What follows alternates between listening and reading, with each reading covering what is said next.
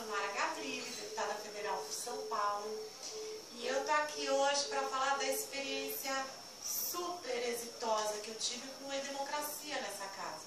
Eu relatei um projeto de uma grande envergadura, que é o Estatuto da Pessoa com Deficiência, que por coincidência hoje ele vai para o plenário do Senado para ser aprovado. E eu utilizei a ferramenta, o E-Democracia, e foram mais de 1000 contribuições da sociedade. E como é um projeto que dispõe sobre direitos das pessoas com deficiência, a gente teve toda essa preocupação para que fosse acessível.